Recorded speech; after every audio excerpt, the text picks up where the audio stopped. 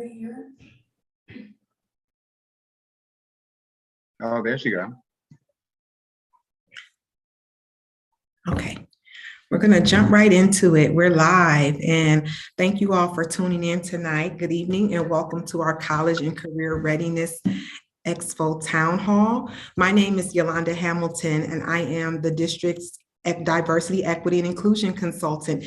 And this evening, I have the pleasure of being your moderator. Here at the Garfield Heights City School District, we center our programming and efforts around our students, and we keep our motto in mind, which is every child, every day together. Our program this evening is aimed at providing you with valuable information and resources to prepare students for life after high school. Whether you are pursuing your dream of going away to college, taking up a trade, starting a business, finding the right job, or even enlisting in the military, we want to make sure that you have all the information to explore all the options that are out there for you. So for that reason, we have the Level Up College and Career Readiness Expo that will take place next week at the high school starting Monday, November 14th through Saturday, November 19th. Tonight, we have a packed agenda to provide you with information about college, trades, career options, and also scholarships available to support your educational pursuits. Our Level Up College and Readiness Week will start off on Monday, November 14th. We're asking all of our Garfield Heights staff to rep their college by wearing their gear. And we're also asking students to wear gear in the colors of a school that they might aspire to go to, or a color that represents their special field of interest as it pertains to a career. On Tuesday, November 15th, our partners from College Now will be on site at the high school to provide workshops on valuable tips and strategies of how to better prepare for college. Wednesday, November 16th, will be focused on building knowledge, and we will host various colleges, universities, and vocational school representatives in our Performing Arts Center.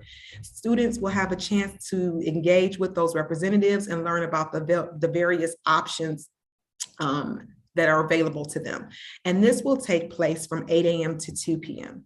Thursday, the 17th, is our scholarship fair. And so students will have the unique opportunity to interact with various organizations that will provide information on scholarship opportunities and how to fund your education. And this will take place in the Little Theater at the high school. The end of the week will culminate with a field trip to the annual HBCU College Fair sponsored by the Cleveland Council of Black Colleges / HBCU Alumni Cleveland. This opportunity is solely for juniors and seniors. Students will have the opportunity to attend college readiness workshops and visit the college fair that will feature HBCUs, also known as historically Black colleges and universities, from all over the country. All seniors will have the opportunity to complete the Common Black College application for free, which is an application in which one can apply, and it goes to over 20 schools to their admission offices. And so that's such a great privilege. And for any students that are interested in applying to HBCUs at the fair, some of the schools represented will be providing on-site admission and acceptance, as well as scholarships. Isn't that great and a unique opportunity? But you need to make sure that your student has the proper documentation, which includes photo IDs, copy of transcripts, their current class schedule, college interest essay, a letter of recommendation, ACT and SAT scores, and as well as a resume. So that's a lot, right? Well, at this time, I would like to introduce Ms. Gina Wilson, our District Civic and Family Engagement Coordinator, and Mr. Tim Hurt, our Diversity, Equity, and Inclusion Learning Specialist. Hello, everyone. My name is Gina Wilson, and I am your proud Family and Community Engagement Coordinator for Garfield Heights City Schools. Family and community engagement, it is the center of everything we do. I pride myself on working with students, families, communities, and making sure that we are working together to bridge the gap between home and school. That is very important. And I look at it as an opportunity to build relationships so we can work together to provide the best opportunities for our scholars. There are many ways that we can engage, and we have the opportunities to provide engagement efforts in all of the buildings and district-wide. Some of the things that we have done so far this year is our back to school event, which I thought was an amazing turnout with our families and communities and scholars that came out. We had great representation, and it was just an event that really set the tone for our school year. And that is the idea that we want to bring upon Garfield Heights for our scholars, for our families, and our communities to keep that same energy. We also just recently had a Harvest Fest where we had a trunk or treat opportunity and some indoor activities for our scholars and families to participate in. And I'm always looking for opportunity to engage with our families and community. You will see my face around, asking for volunteers, ways that you want to engage in your child's school. Please let me know. We are always looking for volunteers to step foot in the building, to volunteer their time, and really to create that school culture. We really want to create an atmosphere where parents feel welcome, where community agencies and organizations can come to us and we can work together and partner. That is our goal. That is our mission. We want to see our families in our building. We want to create opportunities, and we are all here for it.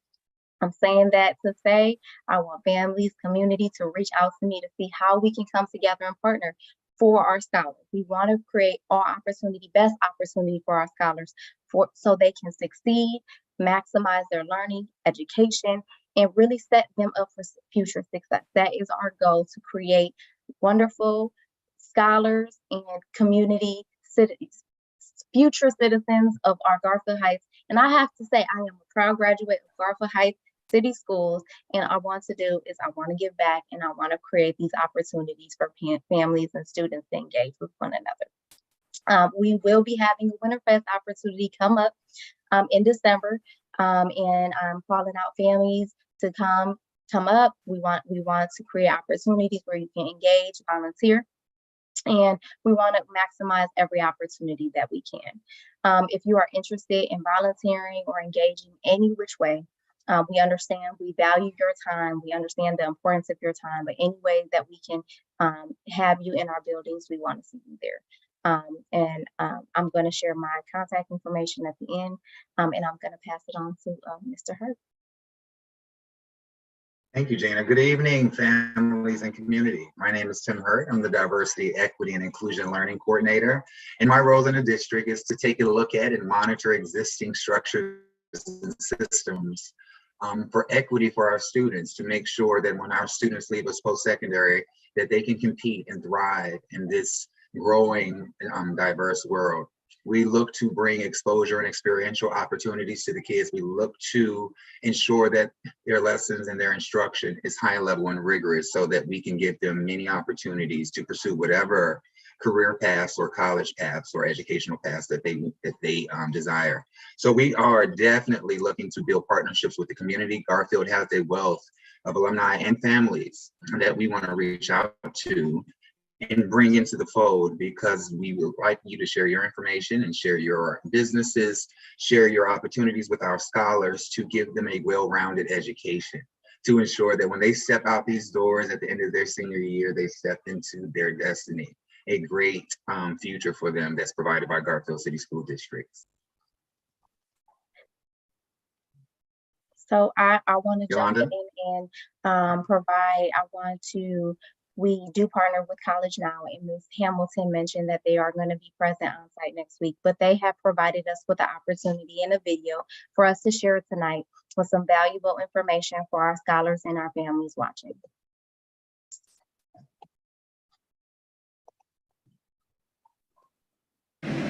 Hi everyone, my name is Helen Rusinski, and I work as a college access advisor at Garfield Heights High School through a nonprofit organization called College Now Greater Cleveland. And I'm here to talk with you about College Now and some of the services it offers to Garfield Heights students, as well as the college entrance exams, the ACT and SAT, and the importance of those. And finally, about financial aid and paying for college. College Now is a national leader in college access organizations. It was the first organization of its kind in this country, and it serves as a model for other organizations that do similar work. Its mission is to increase after-school educational attainment, and we do that through a number of ways. through personal college and career access advising within the schools. We also do financial aid counseling with families, helping them submit their applications and also interpret their financial aid award letters from each college. We help students apply for scholarships. We offer our own scholarships to students, and we also provide retention services to help support students while they are in college. We provide our services predominantly to school-age students, and in Garfield Heights, we're at the high school. But we also provide services to adult learners at our downtown office as well. First, I wanted to talk a little bit about college entrance exams and their importance. So there are two college entrance exams, the ACT and the SAT. You may have heard recently that colleges are no longer requiring these tests, and this was primarily due to COVID-19 and the difficulty of taking the test beginning in 2020.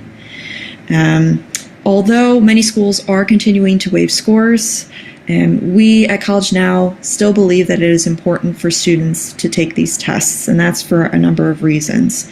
The main reason is that college entrance exams are used often for scholarship purposes. So even if a college does not require the score for admission, it may be helpful for students for obtaining additional money for school. In addition, the ACT and SAT are often used as placement exams. So if a student has an ACT score on file with their college, they may test out of some of their earlier college coursework, and that can help them reduce their tuition costs because they don't have to take those beginning level courses. In regards to which tests you should take, either test will be accepted at any college. The ACT is more popular in Garfield Heights because that is the test that is offered at the school for students for free during their junior year in the spring. There's always one offered in March for free for juniors. They are designed to be similar tests, but some students do find that they like the format of one test over the other. So College Now does recommend that students take at least one of each test and see which one they prefer more, and then go from there. Regarding the timing of these exams, most students will take the ACT for the first time during that in-school exam, which is again offered during March of their junior year. So that would be spring of 11th grade. At that time, we would encourage them also to take the SAT just to see if that's the format that they like better and would like to pursue and possibly try to increase their score. And then students do have the opportunity to take the test again independently. And so then we would recommend that they take another one in the fall of their 12th grade to try to increase their score and just maximize both their admissions chances and also their scholarship possibilities. If you would like to take the exam outside of the one that is offered in the school, you can register for it independently. To register for the ACT, you can do so on act.org. And to register for the SAT, you can do that at collegeboard.org. If you are registering to take these tests on your own, there are fees associated with the test, typically between $60 and $80 per test. But there are fee waivers available to eligible students in the Garfield Heights High School Guidance Department and also through College Now as well. If you are interested in taking the test independently, this is the list of the ACT test dates for this year. The next test coming up is on December 10th, and the late registration deadline for that is November 11th. So that's this Friday. If you're a senior and you are interested in taking the ACT again to try to boost your score, feel free to come to the high school guidance department. Either I could help you register or your guidance counselor could help you register to retake that test. The one after that would be February 11th. Either the December or February test for a high school senior should be fine for them in terms of sending to their college for admissions options. So certainly consider taking those if you would like. I do also offer a free ACT test prep course at Garfield Heights High School after school for students. It focuses on math, reading, English, and science, all 4 sections of the test, as well as college and career lessons. The next session will start in winter, January 10th through March 3rd. The program runs for 8 weeks, after school, Monday through Thursday, for 3 hours, from 2:30 to 5:30. It is required for students to complete the program that they attend and participate for at least 30 days. So if they miss a day, they can come on Fridays to do the makeup day. If they complete all requirements for the program, they take their diagnostic pre and post tests, complete all the lessons, complete a college and career project. They are then eligible for internship opportunities through College Now, which are paid. They're eligible for free college and career trips, and they also earn a $200 stipend that they could use for whatever they like at the end of the program. So I posted the QR code to this slide, so you could use your phone to sign up and register right now, and I will also be posting flyers around the school, as well as in the different grades Google Classrooms that your students should have access to. So there will be plenty of opportunities to sign up before January. The final topic I'm going to talk about is financial aid, and particularly the FAFSA application. FAFSA stands for Free Application for Federal Student Aid. It is overseen by the Department of Education, and it gives the DOE, state governments, and colleges a reference to measure student need and how much aid a student could qualify for based on their financial circumstances. It needs to be completed for every year that a student is enrolled in school, so you will not only need to complete it when your student is a high school senior and planning to start college, but you'll also need to complete it every year that they're in school, whether that's for 2 or 4 years, so that the government and schools can re-award your students aid every year. And you can access the application on studentaid.gov. These are some of the items that would be helpful to have handy when you're completing the FAFSA form with your student. If you did file a tax return in 2021, I would recommend using something called the IRS Data Retrieval Tool, which is within the FAFSA application. Essentially what that does is it will electronically pull your tax return from last year directly into the application. So you don't have to worry about locating the paper copy and entering it in by hand. You can just do it electronically. So that often saves families some time and effort by using that tool. I would recommend doing that. A couple of quick notes about the FAFSA. Again, the FAFSA needs to be completed every year. This year's opened on October 1st, and the deadlines vary by school. Typically, the FAFSA deadline corresponds with the college application deadline. So just double check on your college's website and make sure that you're keeping track of that information. Why complete the FAFSA in the first place? The FAFSA generates every type of financial aid, so even though it's a federal form, it also generates the state grants, and the colleges use it to award their need-based aid as well. Most scholarship money for students will come directly from the college itself. So it's definitely important for the student to have a FAFSA on file so that they can qualify for the most money possible. The FAFSA uses last year's tax return, so try to fill it out as soon as you can. We recommend aiming to fill it out by the end of this month. The reason being that some schools do have a priority deadline for FAFSA filing.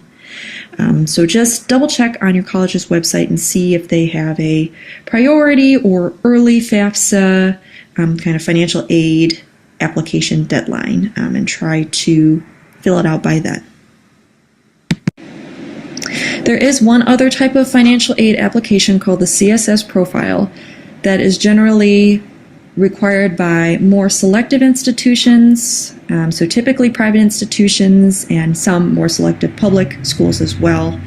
It is more intensive than the FAFSA, but it is designed to provide a complete picture of your family's financial circumstances and, again, provides an estimate of what schools can award your student on a need basis. It also opens on October 1st, and you can find the list of schools that require the CSS profile on collegeboard.org. So be sure to check to see if your student's school, especially if it's a private school, if it's listed on as requiring the CSS profile. So after you've completed your FAFSA and CSS profile, if it's required, there are 3 main types of financial aid that you may receive from your school. The first is grants and scholarships. That's called gift money. That's the best type of money you can be awarded because that's money that you don't have to pay back. Grants typically come from the government and they're need-based, and then scholarships will generally come from the colleges. One important thing to note is that some scholarships you will be able to qualify for through the FAFSA. So just by submitting the FAFSA, the college will consider you for the scholarship.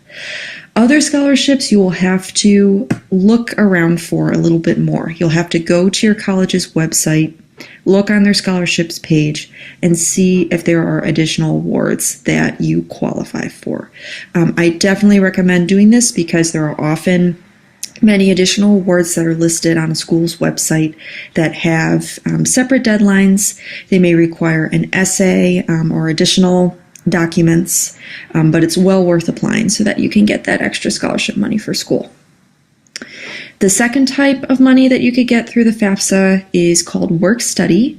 Generally, your student would get a certain amount through the FAFSA that they then have to work to earn. So it's like an on-campus job. They have to apply, interview, and then work to earn the money.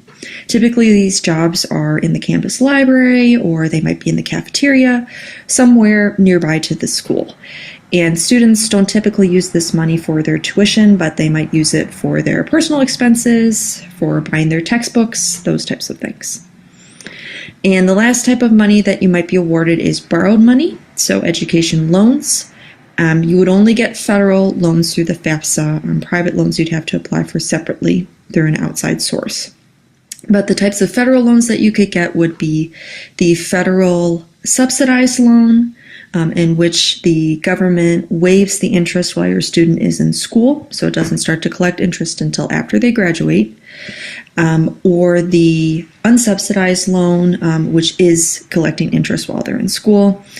The final type would be the Parent Plus loan, in which you can take out, as a parent, a certain amount of money for your child to attend school.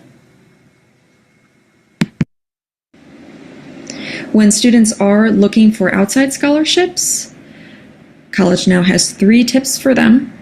The first is thinking specific. So thinking about some criteria that they match and then searching for scholarships that are similar to those. If they have particularly high academic achievement, looking for scholarships for students with high GPAs.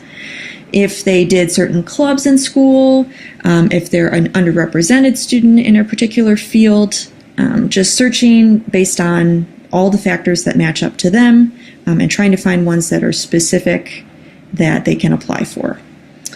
Also thinking locally, so looking at local civic organizations. Their high school, Garfield Heights High School, will have scholarships that are posted in February for seniors, so be on the lookout for those. If they work somewhere, perhaps there's a scholarship through that organization. Looking for scholarships that are local, and thus the pool of applicants will be smaller as opposed to a big national scholarship. And also thinking easy, so applying to the most obvious scholarships first, ones that will have a smaller pool and thus be less competitive would be great. One resource I can recommend to you would be College Now's scholarship website, which is moneyforschool.collegenowgc.org. That's a whole scholarship database that's been compiled by the scholarship team at College Now. with awards that are available to students. I would definitely check that out. College Now also has its own scholarship that it gives out to high school students. The application is due at the end of March, but it is open today. You can find it on collegenowgc.org and then click the scholarships tab and apply for the traditional scholarship. There are also supplemental scholarships that are continuing to come out as the money becomes available, and those will also be posted on our website. The requirements for the traditional scholarship are a GPA of at least 2.5 cumulative or above, an ACT composite score of 18 or above, or a SAT score of 960 or above. And then lastly, the students must file the FAFSA and also qualify for the federal Pell Grant, which is a need-based grant. I certainly hope that if you meet these criteria that you will apply for this scholarship to help you with your college expenses. This is my contact information in case you want to set up an individual appointment. I'm happy to meet with students or parents to discuss really any aspect of the college application process. So that could be doing the applications themselves or applying for financial aid, setting up the timeline and making sure you're on track with all deadlines, really anything college related. My appointment link is at the bottom here. I know it's a little bit long, but it's also found on the Garfield Heights High School website under Guidance Department. There's a little tab that says College Now, and you can find this link in there. It's also posted into your students' Google Classrooms, so they can sign up for appointments with me there. You could also come to the high school guidance department. I work there typically Mondays through Thursdays during the school day. So you could either find me directly or ask one of the guidance staff to help you set up an appointment. Thanks very much for coming, and I hope to see you soon.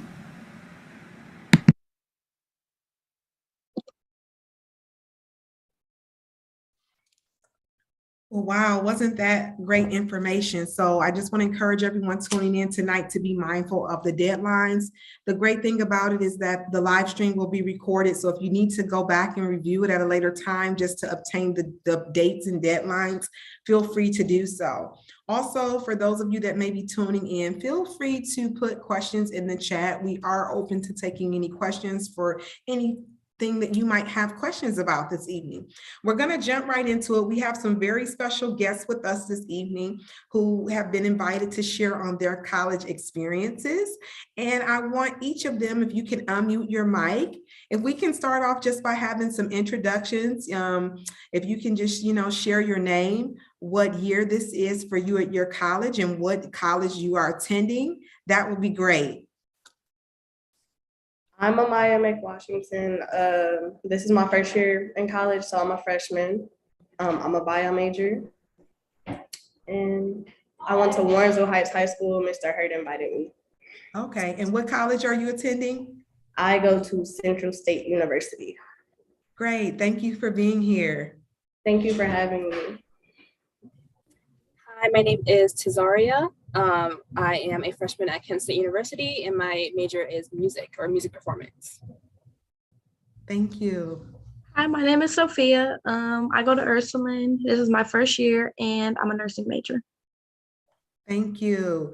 So, can either of you just describe for those who are thinking about going to college? Sometimes we think in our minds that we know what to expect. Can you just describe what your typical day is like? So I'll start with Amaya. What is a typical day like for you on the campus of Central State? Central State University, it's really calm here. It's like a very chilled out campus. It really reminds me of my high school, honestly. Just the way things are ran and stuff like that. The workload isn't really hard when it comes to the classes. We don't have like a lot of work to stress us out. And there's just a lot of other things that we could do to like take our minds off of work or being stressed out. Like we have activities and clubs and stuff like that.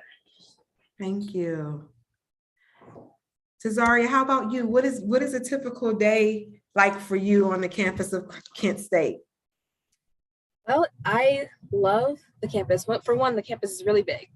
It's really big. There's so many people, so many buildings. Um, I have morning classes, so I have to get up really early to go to my classes, but um, it's really nice. My classes are good. I'm a music major, so I'm mostly practicing my instrument every day and doing musical related work. But yeah, there's a lot of, like Amaya said, there's a lot of activities here too. There's so many clubs. Like when I came here, I already felt like I was at home, and it's a really good feeling because there's so many things to do. So yeah, it's really nice here. The scenery is beautiful, and it's a really good experience so far. So thank you, Amaya and Cesaria, for sharing. And I know that you both stay on campus. However, Sophia, you attend Ursuline, you are a commuter. What is that? What is your typical day like? Well, I have all morning classes, so I have to get up pretty early in the morning to be to school on time, but that's okay. I really like it at my school. It's pretty quiet. The workload is good, but you just need to keep up with your work. Yes, keeping up with work. And so what I would like to ask is, what is something that you find or you found to be a challenge, maybe like after the first few weeks of that you were on, in school and this new journey? What were some things that you found to be challenging, or some challenges that you found yourself faced with? I would say sitting in a lecture for an hour and 15 minutes and like having to write notes down. That was a big challenge for me. I can't sit for that long. Like listening to somebody just talk and not have no expressions or anything. But you work through it, and like learning that you don't have to write every single note down, 80 slides. You don't need to write every little thing down. Right. So that's a big difference from the regular class periods, right? In high school, just jumping into that long lecture. Yeah, and they would tell you what to write down in high school. In college, they do not tell you what to write down. And they just say you kind of have to figure out what they're saying and put it together in your head. Great. Cesaria or Maya, would you like to chime in? I'd say my challenge is waking up in the morning. It's so hard to get up in the morning to get to classes. But besides that, the first few weeks, it was kind of hard to navigate where I was going and what classes and what buildings to go to at first. But after a while, you get used to it and know like every single building on campus, which is really cool. But like Sophia said about the notes, that an hour and 15 minutes is very long to me, but it's definitely worth it with that. But yeah, just waking up, finding my way around was kind of hard, but after a while it's gotten much easier. Okay. Amaya, how about you? Well, here we have 50-minute classes, so it's kind of like on the same time as high school. So that was never really an issue for me. My biggest issue was communicating with my teachers. Like here in college, they're not gonna come and find you if there's a problem. No, you have to go figure out everything by yourself. So that was my biggest issue here. Yes. So what have you done to kind of initiate having a relationship with your instructors? What are some things that you've done? I actively email my teachers, like if I have a problem with something, if they have time after class, or like their office hours are like in my schedule, I go talk to them if I have anything to talk to them about, or if I have a concern about an assignment or just anything like that. Great. So my next question has to do with thinking back on your high school experience. What is something that you wish you would have known, or maybe some advice that you wish someone would have told you to make you better prepared for your college experience? I would say I wish I would have known more about scholarships. In high school, I really was oblivious to it. I thought, like, scholarships, what is that? I don't need all of those. And I should have applied to more than I did, because that's very, very important. But I wish I would have asked more questions about it, because when I listened to people talk, I was like, oh yeah, scholarships. Okay, I'll be fine. But you should definitely apply for scholarships. That's my number one thing that I should have done more. I'm gonna say scholarships too, because I barely applied to any scholarships, but everything else overall, they really prepared us well at Warrensville. But it really just, I feel like it just depends on your relationship with people, even throughout high school. Like with teachers and stuff, like Mr. Hurt, he used to work at Warrensville. If I felt like I had an issue somewhere with college, I would go to him or another teacher. It just, I feel like it depends on you. So if you feel like there's something that you don't understand about college or post-secondary, whatever, you should go talk to somebody. I would say don't be scared to talk to somebody because it's hard to figure out college like applying and FAFSA and everything by yourself. So go to the right resources because applying for that stuff is not easy. Yeah, so on a lighter note, what is your most favorite thing about being on a college campus or with your college experience? What's one of your favorite things?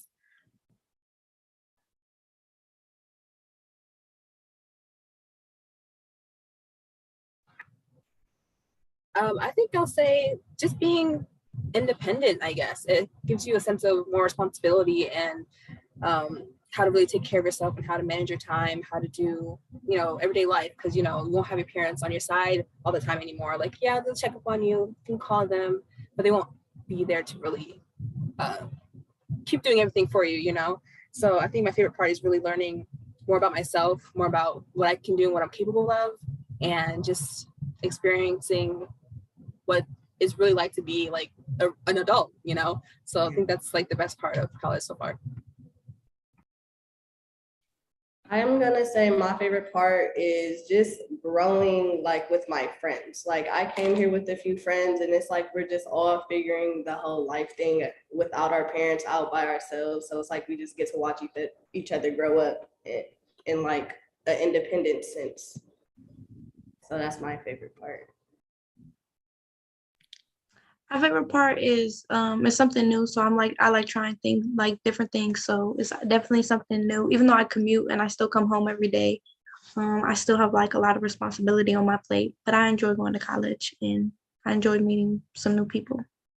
Okay, in 10 seconds or less, we're gonna close out our panel and share some pertinent updates moving forward. But in like 10 seconds or less, what are some words of wisdom that you would like to share with some of our high school juniors and seniors who are on the fence trying to decide what to do if college is for them, just needing a little extra motivation? What would you say to them?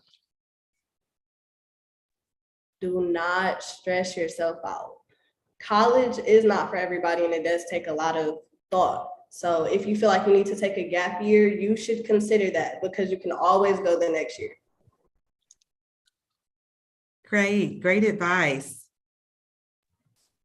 I'll say I took a gap year because I wasn't ready at first, but just don't do everything all at once. You can take your time. You don't have to do things right away to be successful or do what you want to do. Just take your time and slow down, because you could take a gap year, go to college, you can leave college and then come right back. You don't have to do everything all at once. Just take your time and just be patient and just, think about what you really want to do. And I promise you'll figure it out. Don't stress yourself out about it. And really find a time to find yourself when you're going to college. Don't let anybody else influence you. Like, let this choice be for you because it's for your own future. And do what makes you happy. And if college isn't for you, then maybe a trade school or doing a business is for you. Well, thank you so much for joining us. I just want to say on behalf of our district, on behalf of our community, we are very proud of you and we are so excited about what your future holds. I can tell just with you sharing, you all have bright futures, and we just thank you for taking the time to join us this evening. And thank you to our audience for tuning in. And as we close out, just a few pertinent announcements. One, as we mentioned, all of the information about the Level Up College and Career Expo Week, you can find more information by visiting the website. Also, if there are any juniors or seniors that are interested in going to the HBCU College Fair, you do need to connect with Miss Ashley Ward, assistant principal at the high school, so that you can give her your information so that we can register you prior to the deadline. So we're asking for you to sign up in the office by November 14th, making sure that you have permission slips and all of those things in order prior so that we can make transportation accommodations. Also, I believe Ms. Wilson had a closing announcement as well. Yes, thank you. First off, thank you for our amazing guests on the call tonight. You guys were amazing. And it's really inspiring to hear some of your testimonies. And I know you will inspire some of our scholars that will be watching. So thank you for that. A very important announcement for all senior families. Next week, November 17th at 6 p.m., there is going to be a mandatory meeting for all senior families. This is going to be a meeting that you do not want to miss. Principals will be present to discuss some important things that you will need to know for graduation. It is November. Before you know it, it will be May, and it's going to be time to walk the stage. Next Thursday, I cannot stress it enough, at 6 p.m., a meeting at the high school, and they will discuss requirements needed for graduation. They will discuss tests that will need to be taken before graduation, and also tutoring opportunities if needed, as well as very important information that you and your scholar will need to know for graduation. Again, this is a mandatory meeting next Thursday, November 17th, 6 p.m. at the high school. If you have any questions about the meeting, if you cannot go, please find someone that can go in your place so they can bring back that information. We want to be sure that we're speaking and hitting every senior parent, every senior at this meeting. So please bring your scholar, bring a family member. We want to be sure that we're assisting any senior parent this night. If you have any questions regarding this meeting, regarding any of our level up activities, how to get signed up for our field trip, you can reach me at 216-777-2279. Again, my name is Gina Wilson. I'm the Family and Community Engagement Coordinator. And if you have questions about the mandatory parent meeting, please feel free to reach out to Assistant Principal Mr. John Townsend, as he will be able to assist you with more information regarding that parent meeting. Okay, thank you very much, Ms. Wilson. And a special thanks to our Director of Technology, Ms. Sherry Bailey, for making our town hall possible this evening. Thank you, Mr. Hurt, for joining us, and also Ms. Wilson, and again to our special guest. And again, we want to help you level up. So we look forward to engaging with you next week. And again, feel free to reach out to Ms. Wilson with any other questions or concerns. Thank you so much for tuning in, and enjoy the rest of your evening.